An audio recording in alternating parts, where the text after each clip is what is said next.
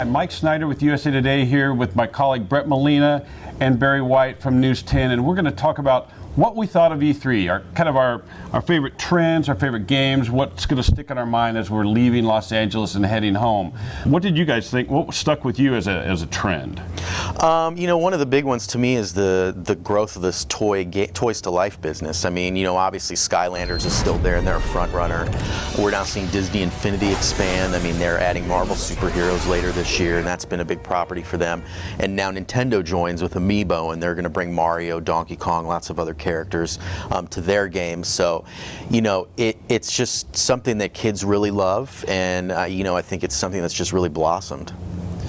And I've noticed a big push this year towards free-to-play gaming. Of course, PlayStation announced that there's going to be a lot of support for free-to-play on the PS4 with PlanetSide 2 coming out. You have Warframe, that was a launch title, and they're supporting that very well. Well, let's change the topic to games. Brett, is there a game that stuck in your mind?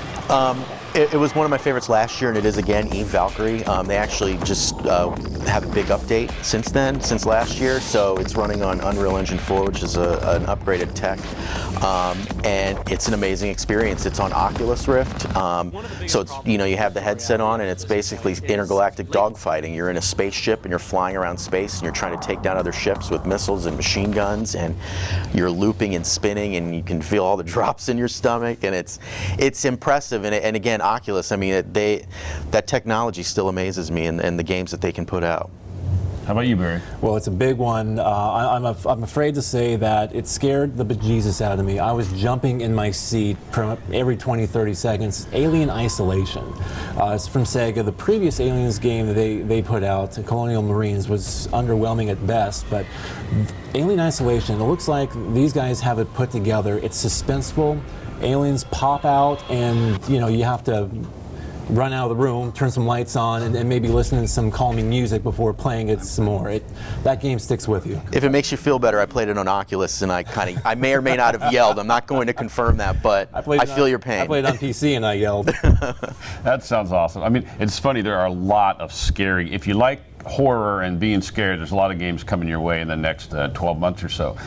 In my case, I love the look of Call of Duty. I'm looking forward to playing that. I mean, it really surprised me how good it looks. I haven't got hands-on yet at this point, so I can't say that's my favorite game. The game I want to play more of is Batman Arkham Knights. I mean, I kind of thought, another Batman game, how good can it be? It's good. Well, it's interesting. Some of these sequels that we're used to seeing all the time, like Batman and Assassin's Creed and even Call of Duty, you were worried because you're like, are we really getting another one of these? And then you see Assassin's Creed and you see these huge crowds, and it's amazing. And then Call of Duty with the exoskeleton, that looks like it's going to kind of refresh things a little bit. And then Batman, Batman seemed like a game where you weren't too sure about it. And then you see the Batmobile and you see how huge Gotham looks. And all three of these games came out really impressive.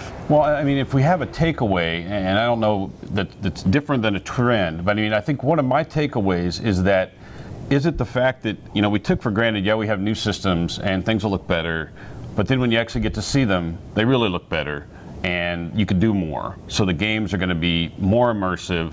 It sounds like I'm speaking like I'm, a marketing person for Activision or EA or somebody, but they do feel more immersive and they look better. Well, the scale seems to be the big thing. I mean, like a lot of the role-playing games, like The Witcher and Dragon Age. I mean, these seem like huge universes and huge worlds. And we've had some games already on older consoles like Skyrim that have been big, but these seem even bigger than that. One phrase that I've been hearing over and over and over again with a lot of these large open-world RPGs is, if you can see it, you can travel to it. It might take you a while, it might take you a long time, but eventually you can get there. And that's how big these places are. They're not making cities or countrysides, they're making continents. Another word that I've heard is experiences. It seems like maybe the games are becoming more than just games. They're trying to make them, the makers, the designers are trying to make them into experiences. Well, we're going to be covering those experiences in the months to come, so make sure and stay tuned on tech.usatoday.com. Thanks for watching over the week with us with my colleagues Brett Molina and Barry White.